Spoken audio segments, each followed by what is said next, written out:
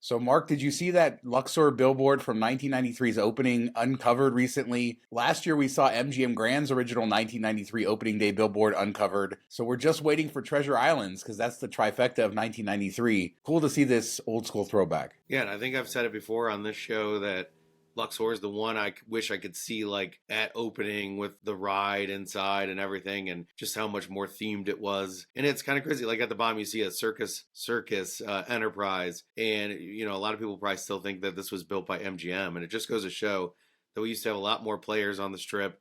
And that kind of built out these type of things. They built Mandalay Bay. They built this. We're missing that competition now. Absolutely. And, they were incredible properties. We wouldn't get these types of properties today, for sure. Luxor back in the day with the motion rides, all the theming, all the money they put into it. It was an incredible place. Not so much anymore, but it's still cool. Yeah, it's still cool. Only $375 million. It probably costs like $8 billion this time to build it. Absolutely.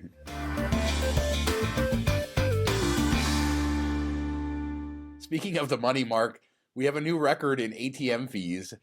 Casino Comp Wallet, your buddy Pauly D, he shared on TikTok that Caesars has raised their ATM fees up to $11.99, so $12. Now, I think previously they were $9.99, and that's pretty typical on the strip these days, which is insane by itself, $10, $12 just to use an ATM. But yeah, $12 at Caesars. Just a reminder, get the Schwab checking account. It's free. They will reimburse these. I have tested it with the $10 ATM fees, and they reimburse them just fine. I'm sure they'll do the $12 as well. They've done the $30 strip club fees, so the $12 is nothing to them. Just don't hit it too often, but you should be fine. That's a good one. I think Fidelity has something that's similar with no fees. So just get the right checking account, get the right debit card, and then it doesn't matter. Let them charge whatever they want. Doesn't matter to you. I love that he tried to pull out $50 like he's never been to an ATM before too. Hey, there's gamblers who convince themselves, Mark, that they only need the $50, and they keep convincing themselves of that over and over and over. And it's sort of a crazy thing. And this is where they drive a lot of revenue. And at $12 a pop, I mean, you got to do something about that. So there's other things you can do with banks. Lots of banks have reimbursements in the US for ATM fees too. Some of them have limits, but just do that. If you're wasting your money in the casino on ATM fees, waste it in the slot machine instead. Save the money. So let's stay on the topic of Caesars for a second and Planet Hollywood's new glass bar. This is their new center bar that they're installing in the casino. It's going to open sometime this winter/fall, and we got some concept art of it, lots of glass. They describe it as an elegant destination with thousands of crystal prisms and polished chrome brass framing the space. So that's what they're going for. Center bar kind of looks a little like Fontainebleau's bar in some ways. What do you think? I think 2024 is like the year of the center bar return. Maybe we can get Hard Rock will start getting theirs built. We saw it at the Dirty Castles coming out. Now this one, I love that it's bringing it back. It's something that's kind of lost a bit where it used to be the focus. Like they try to get you in the center of the casino. I like it. I always loved hanging out in those bars and you get a view of everything that's going on. So I'm glad that they're making an effort here. This is replacing the Heart Bar that's there currently. I think it mixes in very well with the current decor of Planet Hollywood. So while it is modern, it has all those prisms and glass everywhere, it does fit in with the casino and everything. So it does, serve as I think a worthy center bar for Planet Hollywood. And, it's nice to see them get something new. Yeah, I think Planet Hollywood's kind of been a little bit forgotten. It's such a cool environment, and it's darker, but it's kind of nice. It just works well, and I'm glad to see them get some love. It's one of the better Caesars properties, I think, and they really haven't done much with it lately, so good to see it. So we'll talk rumor mill here for a second. This is a Vital Vegas rumor, but I think it's fun to discuss this. So we're going to talk about it. We don't know if this is true or not, so we are disclaiming that up front. But he said that the Hard Rock Seminole tribe has a potential bid in on Treasure Island and that they would put the guitar tower in between the two so they wouldn't have to tear down the volcano. There is a giant parking garage that sits right on the strip in between Treasure Island and Mirage. I think it is owned by Phil Ruffin in Treasure Island, but that would make a good spot for the guitar tower. Perhaps they could connect everything together. Perhaps this is all made up. I don't know. I do think those properties were always meant to be owned by the same company and they were always meant to be together. So it would be nice to see them reunited. I think that's who we thought would buy it, when it first popped up because it made a lot of sense. Would he sell it and then just have Circus? I mean, if I was going to unload one, I'd want to unload Circus, but it would work really nice. It'd be cool. I'd be all for it. We get to keep the volcano, still get the guitar. So you get the best of both worlds. You're not changing up Mirage as much and stuff like that. Like it would just make a lot of sense. I don't know that they have the money though. Like I feel like they're struggling to build this as it is with the money. How are they going to find this to make the purchase. I give this like a 1 out of 10, 2 out of 10 rumor. What do you think? Yeah, I wouldn't be holding my breath for it. I don't know that they have the money, right? They're still trying to get financing for this massive redo of the Mirage to put up, what, $1.5 billion? I don't know what it would cost. I think Ruffin paid $700 million for it 15 years ago. So imagine what it's worth today. Now, on the other hand, Phil Ruffin getting up there in age, what would be a better legacy of your time in Las Vegas than to sell TI and completely redo Circus Circus, take all that money and just plaster it into Circus Circus, make it world class and fun again. That's what you need to do, Phil Ruffin. That's your real legacy, not all the billions of dollars that you made. I mean, if you're going to do something on your way out, that'd be kind of cool. I don't know that it would be worth it, but you can't take the money with you, so let's go. Speaking of the Guitar Tower, Vital Vegas had some shots that he shared of them testing glass for the potential Guitar Tower out on that parking garage that sits out on the strip. So you can kind of see the blue glass. This is what we see in Florida. Very similar glass, going to look very similar to that. I think it looks beautiful. I don't know, but clashes with all of the other glass around it. They should just take it over to Fontainebleau and like drop it out the window and then see how it does. Isn't that how we test glass now? Hey, that was a rumor, Mark. That never happened with Fontainebleau. Let's go off script here. Did you see this nonsense drama in the Vegas space talking about Caesars canceling rooms for 50 or so people at Nobu? Apparently there was a mistake rate and Caesars didn't catch it for 6 weeks, so the people paid a much lower rate. Then Caesars tried to move them to lower properties. We've seen this happen a lot in the hotel space. Legally, they're not required to honor these things. After 6 weeks, should they do it? Yes. But then there was a bunch of drama in the Twitter space between influencers fighting about how they covered it. I did not see the drama. I'm glad I kind of missed that. But yeah, once you get to like 6 weeks, if it's next day or whatever, that's one thing you can cancel. People book flights, they have 24 hours to cancel, stuff like that. So nobody's really out anything, or you give them options. If you don't catch it for 6 weeks, 1, your system's real broken. 2, you're not really doing your job very well. And 3, by then you're going to get bad press about it. So why wouldn't you just say, you know what, my bad, we're going to honor it. We'll just go. I'm doubting it would be that huge of a hit for the amount of people that booked it. And you would get more press out of it being the good guy. But, it's all about the money, so they went the other way. Yeah, I agree. They absolutely should honor this. Shame on them. But are they legally required to? No. Are they the only ones who have ever done this in the history of travel? No. Big companies like Hyatt, Marriott, we've seen them do it. I've seen Hyatt do it months later. So it does happen, and it's unfortunate. And stop fighting, influencers. Stop fighting about how you cover stuff. Bring joy to the city instead of all the infighting and stuff like that. Just like the Super Bowl is going to bring joy to our city. Did you see that 1,000-pound chocolate football at Aria? I mean, they made this thing. It's 10 feet long, made with over 1,000 pounds of darkened milk chocolate, 50 pounds of fondant, and it took 230 hours to complete. That is some Las Vegas-sized numbers there. After last night, I hate the Super Bowl. It's the worst. No, it was a tough game, but no, this football is huge. It's impressive. Are they going to break it up and let people eat it after? I don't know that I can be okay with using that much chocolate and not having somebody eat it. It just seems like kind of a waste. It looks really cool. I don't know if you want to eat it after that long either, all the dust and stuff.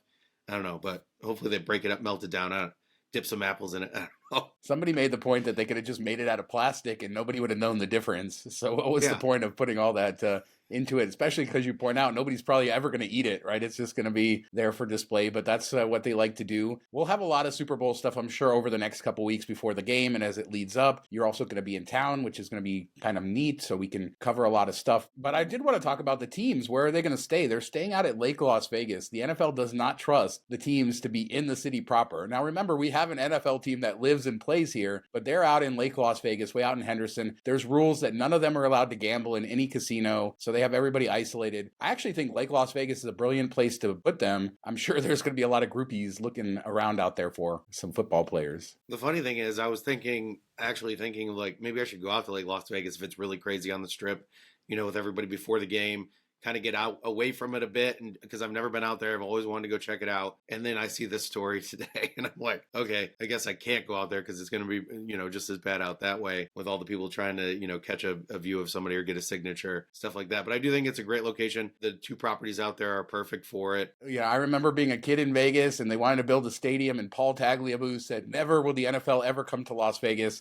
And here we are. We have our team. If they want to make them stay out in Henderson, that's fine. We have our Super Bowl. This is amazing stuff, and good for Las Vegas that is finally graduating. I feel like this is like the cherry on top after Formula One, all the craziness around that. But we get the Super Bowl, and you're seeing the city sort of embrace it. And it's a much more festive atmosphere than it was before F1, where everybody was angry and complaining. People are excited for this. Yeah, I think it's, less pain for them. There's less issues to deal with, less change happening. I know they're still building building the stage on the fountains and stuff like that. But it's not like all encompassing like it was with F1. So it should be a fun weekend for sure. As a reminder, our Patreon is now going. You can watch our weekly after show. You can listen to it as a podcast. $5 a month gets you access to all of that, plus all of our previous shows. We really love our Patreon community. Thanks to everybody who supports us over there. Whataburger is opening, Mark, on February 18th. That's at the Waldorf Astoria, owned by the same people as Panda Express. Whataburger coming to town. I know all the Texas faithful are happy about that. I personally prefer other burgers a little bit better over that. I think it does add something to the Waldorf. It's kind of like a food desert right there. You have a couple places on property to eat, but nothing in front of it. You got to walk a couple blocks or into a neighboring casino to get food. So it's kind of cool for them. When I was staying there, that was definitely one of the downsides, was there was nothing easy access for you. So this adds it, even if it's not your favorite burger, at least it's something you can grab on your way back to your room or, around lunchtime, something like that. They don't have to pay the high fees that they charge out by the pool and stuff. All right, so let's update people on Fontainebleau and the nachos. Nacho Gate went crazy last week. It sort of was weird with the timing of how we record our shows, where we were covering it. It kind of went viral in between. And between the time we recorded our last show and when it went live, they released their new nachos. And I did show them in the previous show, but we should talk about them. They did launch brand new nachos. They look pretty good, perfectly decent. But I'm going to tell you, Mark, they missed a huge opportunity here because they should have gone way over the top with their nachos. Their nachos should be the loss leader. They should have the best nachos in Las Vegas because everybody knows them for nachos now, and they missed the opportunity. I will say, I'm not going to criticize the new nachos. They look perfectly good. But imagine if they'd come out with this spectacular nacho platter that everybody wanted to get. And they didn't tower, like a nacho tower where like there you three go. Different levels or something. Like make it really unique and over the top. It does look like all they did was add like 10 or 15 more chips to the 6 chips that they had before. So it's kind of run of the mill, like you said. It does look better. It looks like what it should. I still think it's kind of great. They might have actually, if they kept it at 6 chips, done even better if people wanting to come and take a picture of their 6 chips and like make jokes about it. They probably could have kept selling them throughout the next 6 months and people would have loved to pay it just to be able to bag on it. So either you stick with what you got or you go over the top. Doing the middle just doesn't feel quite right. They should have done what you said last show and just dipped them in gold. I charged $100 for them and that would have been put it in a briefcase and open it up 4 times and then sear it and then walk away and charge $1,000. There you go. Staying on Fontainebleau, they have a new president, Maurice Wooden. Wooden was previously the president of Wynn Las Vegas and the principal officer between 2013 and 2019. Most recently, he was leading Lorenzo Fertitta's effort on that casino on the South Strip. We talked about the Cosmo clone on the last show. And he is heading to Fontainebleau. He's going to be taking over for the interim president and who's going to report to him. We've seen them also lose their chief operating officer, chief marketing officer, vice president of revenue management, and senior vice president of casino operations. So this is a new president coming in, replacing the interim president, all these other positions gone. It'll be a long time before this all shakes out. Yeah, it seems like a good hire. He's got a good history, been in the industry, worked at Wynn, which is top dog in Vegas for most people. So I think it's a really good hire, potentially. I don't know anything about him personally or how he manages people, but seems like a good fit. I mean, it does make me a little bit sad. Like maybe the other casino isn't going to be up and coming at any point soon. It kind of seems that way if you're leaving that for Fontainebleau. It's a moving in the right direction, at least. And this really just shows you the influence that Wynn has had on the industry, right? We see all these executives going from place to place, and they're always Wynn executives, ex-Wynn executives. Of course, we've seen a lot of shadiness too and weird stuff happening. So we don't want to tie that to this guy or to this situation, but glad to see them getting more experience and hopefully whatever direction they go in, they will do well. Trouble in Fontainebleau land. We can't gloss over that, but we do wish them the best. And I'm glad to see that they have some new nachos. But let's hop over to Wynn and talk about their Fairway Villas. These are their high-end, super exclusive Luxe Ultra Villas for the most premium of players, and we got a look inside of it from a Persian vlogger on YouTube, and I think Mike E is the one where we saw this on Twitter, so credit to him for finding it, and he even transcribed certain portions of it because it is in Persian, I believe, but you get a great look inside this villa, which is incredible, Mark. I mean, I want to say just the space, the amount of money they spent on this space, like Crystal Table was $450,000, all the artwork, $500,000-$600,000 each, and it looks it. It's incredible. Yeah, I mean, it's luxury to a level that I will never experience in my life. I was just trying to think, how much do you think that would be if that was a house that they're selling, because it's basically a very large mansion-y feeling house that you get to stay in. You know, what are we talking, 10, 15, 20 million dollars to buy that, maybe more, and that's without it being furnished, and there's probably just as much money in the furnishing put in there. So it's just wild. I don't even know, like, if you stay there, do you go gamble? Do you even want to leave the room? But I guess if you are gambling enough and you're wealthy enough to stay there, that's probably just the norm for you. So maybe it loses a bit. I mean, I loved every bit of it. It looked perfection. I really, really liked the outdoor space. I thought that was really unique and cool, and greenery, trees, a little pool, get a view of the Sphere. Pretty much knocked it out of the park. If you're staying in a villa like that, they have private gaming tables. You never have to see the casino floor, really. And I'm sure they have private ways to get you in and out. In fact, they talk about that. You get great views of the Sphere, which is kind of cool, or at least the top of the Sphere. Really nice privacy with a pool and spa out there. I love that. It is a bit of a maze to get around there, I noticed, but that would be my only drawback. The main suite is on the second floor, and you do have stairs, but you can also just take the private elevator within the suite to get to the second floor. And they didn't spend much time in the master bathroom, which to me looks spectacular. But yeah, the whole place looks great. All of that art, ancient Japanese art, ancient art from everywhere. No expense was spared, and you know, this is for the cream of the crop players, but I'm glad we finally got a good look and a detailed look, right? This is 5, 6, 7 minutes. I'll put a link down in the description. Starts around the 43-minute mark, but you're gonna actually get a feel for what this room looks like. Yeah, I'm curious how they got access. It's pretty amazing. And they do a good job of taking their time with the art and the tables and looking at everything in detail versus just walking through, which I thought was nice. I wish we could understand what they were saying for the added clarity of everything, but it's still really cool to see inside. Do you think this is where Justin Timberlake stayed instead of at Fontainebleau? I think that it's this or a room similar to this, yes. And we can kind of see, we've seen the rooms at Fontainebleau, why you would choose this over that. Good for Justin, but this looks, incredible. The view from the second story master bedroom, though, it needs a little work, right? You're looking right out at a tree in a building, so there is something to criticize here. I mean, you can't be all perfect on a ground level unit. There's going to be issues. But I think that if that's the one bad takeaway, then they did a good job. Maybe we need somebody to come invite us so we can film all of these beautiful mansion spaces. Maybe they'll invite us and then immediately trespass us from the property right after. Looking forward to it.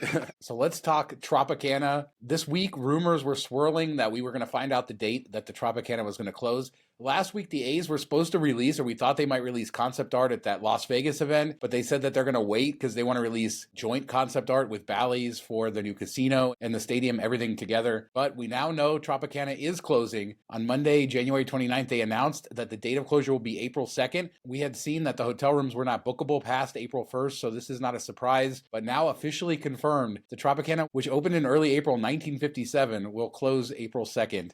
2024. So the last night you can stay is April Fool's Day. That doesn't seem like it's a good choice. I'm kind of surprised that they made this, announcement so close to the end. I would have loved like a farewell tour as some players and coaches do in sports. Like give us 6 months, 8 months, whatever it be, make the announcement so everybody can get their bookings if they love the property and want to check it out one last time. There's not a lot of people that are going to be coming, in the next couple months versus over the next 6 and 8 months that might have wanted to book that stay. So they're missing out on some money, but I guess in that they just need to move forward with knocking it down. Do you think we'll get an implosion, some explosions and all that on video? That's what I'm hoping for. Yeah, I do think we'll get an implosion. We'll get an old school Vegas style implosion. Anybody who's booked after April 2nd, they're going to move them, and they are trying to accommodate employees with other jobs or severance packages, whatever they said. Moving forward, we don't have a timeline beyond that. There's no other information what's going to happen. I need to reach out to their PR people, see if I can get inside some of those bungalows that are closed already. I doubt we'll see them reopen before the final closure of the property. The other thing is they're charging $299 for the cheapest room on that night. So they're sort of gouging people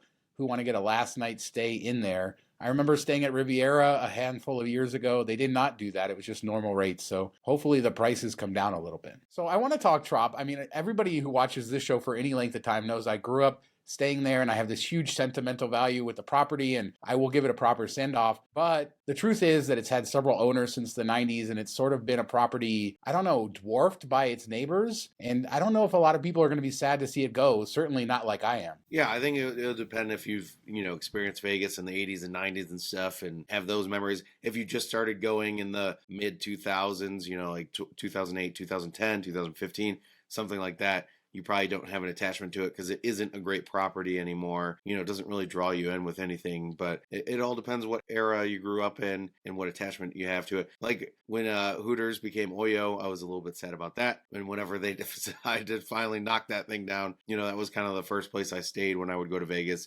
when I was in my early 20s. It was what I could afford. It was always a good time, and it's just not quite the same. So I get where you're coming from. I don't have it for the Trop, but I wish they would have given people more time, you know, to say their goodbyes. You got your Hooters/Oyo reference in, so everybody should be happy out there. Yeah, I'm very sad to hear this. Not a surprise. We're actually re-recording this because we were talking about the rumors, but we knew this was coming, and hopefully it'll get a great party, and we'll get a great show, and maybe they'll sell off some stuff. We can buy some cool merch and stuff from all around the Trop. But this is a historic property and not one that we should celebrate going away, even though it's progress, and that's just the way Las Vegas works. We'll get a ballpark. What this means is hopefully soon in the next month or two, we'll actually get concept art of what this resort plus ballpark might actually look like. Yeah, and hopefully it's like realistic instead of just some random stuff they slap together with AI. So we'll have to see how it compares when they had all this weird stuff that didn't make any sense, like cars parked in front of the stadium on the strip and all that stuff that you know is not going to happen, all this open area and no casino type of thing. So hopefully they figure all that out and it looks something cool, and we'll get to see if it's closed stadium, open stadium, how they're going to work that, all that type of stuff. Rest in peace, my beloved Trop. Oh my God, you're going away for sure. We knew this, but it's sad to see the date. I don't want to pay $400 to stay there the last night, but hopefully the prices come down. I will be staying there soon. And let us know in the comments what you think about Trop. Are you happy to see it go? Are you sad to see it go? Let us know. Do you want that ballpark? The rumor about Treasure Island and Mirage, the Super Bowl, that big giant football at Aria. Let us know what you think about everything we talked about today. We do 2 shows a week, Tuesdays and Fridays. We'll be back in a couple days with another show. Thanks so much for watching. Talk to you next time. Have a good week, everybody.